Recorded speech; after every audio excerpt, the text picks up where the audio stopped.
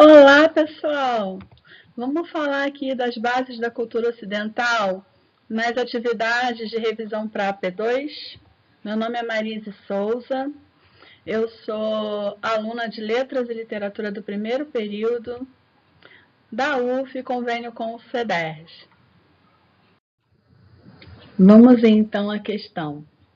Vimos que Boécio, Cassiodoro e Santo Isidoro de Sevilha trabalharam pela preservação e a transmissão da cultura antiga, cada qual a seu modo.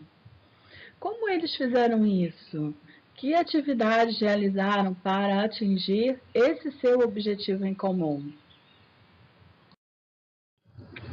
Aqui, só para a gente contextualizar um pouquinho, né, quem foi Boécio, ele foi um filósofo latino do século VI depois de Cristo, foi poeta, estadista, teólogo romano, e as obras dele tiveram uma profunda influência na filosofia cristã no período medieval. A gente costuma dizer que o período medieval, erroneamente, né, não produziu conhecimento ou foi uma era das trevas.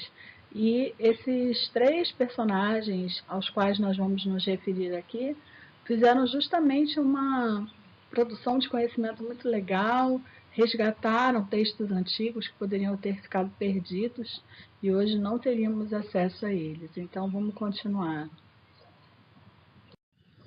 Boécio fez algo assim de suma importância, que foi traduzir para o latim diversas obras dos gregos, e principalmente de Aristóteles. O seu trabalho de tradutor e de comentador ajudou a criar e a fixar em latim uma parte da terminologia filosófica grega. Que legal, né, gente? Parabéns para Boécio. E, infelizmente, Boécio foi preso, foi condenado à morte, talvez até por seu pensamento, além do seu tempo, enfim. E na prisão, ele escreveu uma obra chamada Consolação da Filosofia, que ele descreve nessa obra um diálogo entre um personagem muito injustiçado, sofrido, que era ele mesmo, com a filosofia, e a filosofia seria uma dama que o visitava na prisão.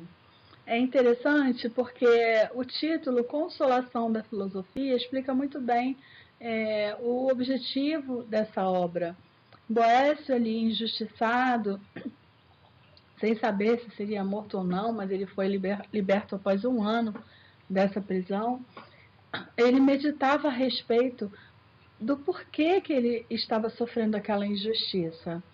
E o que ele fazia? Ele tentava obter alguma forma de conforto, de resignação com aquele fato, tentando achar uma explicação que fosse transcendental e que justificasse a perfeição divina.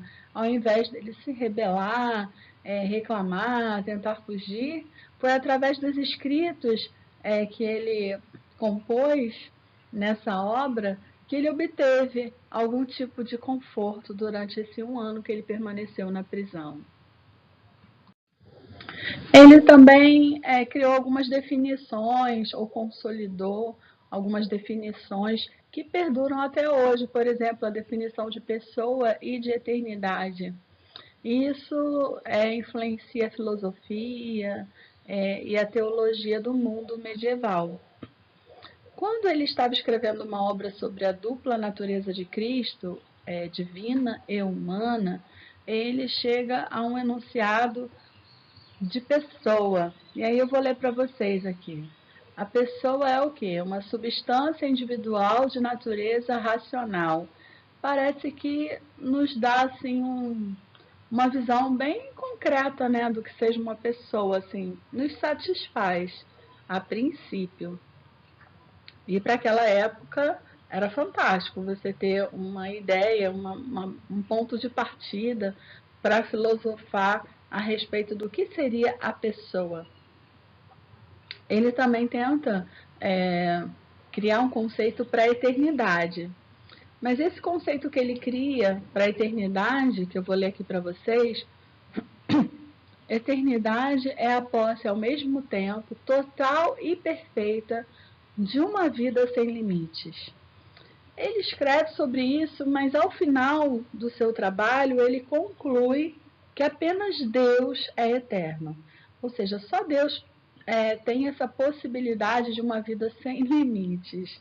E essa eternidade de Deus é compartilhada com os homens num presente absoluto, porque se Deus é eterno, não existe passado nem futuro para Deus, existe um presente eterno. E é nesse presente absoluto que Deus se relaciona com a humanidade. Enfim, acho que é isso. Vamos para Cassiodoro, ou Cassiodoro. Ele foi contemporâneo de Boécio. Eles chegaram a se conhecer, foram colegas. E Cassiodoro, ele vivia num período em que reinava Teodorico. E esse rei, ele queria romanizar a cultura. Então ele elegia para ministros apenas homens romanos. Cassiodoro publicou instituições das letras divinas e profanas. Nessa obra, tanto ele fala das leis divinas ligadas à religião, como ele também aborda as leis do mundo natural relativas à ciência. Isso é bem legal no momento em que a gente percebe uma certa cisão entre religião e ciência, fé e ciência, razão e fé. Ele tinha um grande amor ao livro, Cassiodoro. Isso faz com que ele funde um monastério chamado Vivarium. Nesse monastério, ele criou condições para que os alunos pudessem aprender, para que as pessoas pudessem ter tranquilidade. Ou seja, ele estabelece ali os princípios que a escola deveria ter para que os alunos pudessem aprender com bastante facilidade, calma, enfim. Essa preocupação de Cassiodoro, ela se estendia aos copistas, porque a gente sabe que a imprensa só foi criada, inventada muitos anos depois. Então, os textos precisavam ser copiados e havia essa profissão, o copista. E Cassiodoro queria, para melhor qualidade das cópias desses textos, que esses copistas também tivessem uma formação intelectual bacana. E ele cuidava, além disso, dessa formação intelectual dos copistas, ele se preocupava com as condições de trabalho desses homens, porque era cansativo, imagina, né? Então ele se preocupava com o conforto, com a iluminação, enfim, com tudo que fosse necessário para que esses copistas tivessem uma qualidade melhor na sua produção. Mais uma vez aqui para a gente entender e contextualizar um pouquinho, Santo Isidoro de Sevilha, ele nasceu no século VI depois de Cristo e foi considerado por um historiador do século XIX como sendo o último acadêmico do mundo antigo, para vocês verem o amor que Isidoro tinha pelo conhecimento, pela filosofia. E aí ele ficou famoso depois da morte dele com a sua obra Etimologia. O que é essa obra? Isidoro pega vários textos antigos, clássicos da literatura grega, da literatura latina, as obras científicas, inclusive, e ele reúne na forma de uma enciclopédia. Isso faz com que essas obras antigas não se percam. E ele de certa forma, dá uma nova chance a esses textos antigos através da sua obra. Que legal, né, gente? Então aí a gente está começando a ver que os três trabalhavam pela preservação do conhecimento antigo, para que esse conhecimento perdurasse para as futuras gerações. Então, gente, tanto Cassiodoro como Isidoro, eles tiveram uma preocupação de transmitir sistematicamente as 7 artes liberais antigas. Que artes liberais seriam essas? A lógica, a gramática, a retórica, a aritmética, astronomia, música e geometria. A preocupação com conhecimento, mais uma vez aí, com esses homens tão importantes na nossa história, na origem da cultura ocidental. O método etimológico de Santo Isidoro, que buscava a origem das palavras para poder discorrer sobre elas e escrever, entender, compreender tudo isso, criou, vamos dizer assim, uma conexão permanente com a literatura e os autores antigos.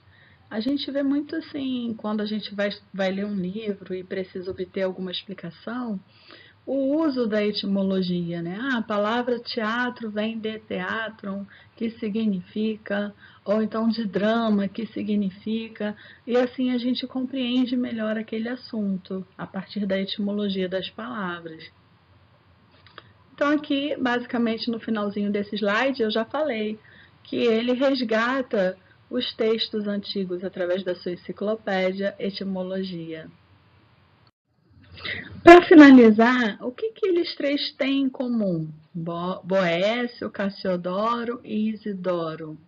Eles têm um profundo amor pelo saber e uma grande preocupação em transmitir a cultura antiga, que estava se perdendo juntamente com o Império Romano, que se dissolvia.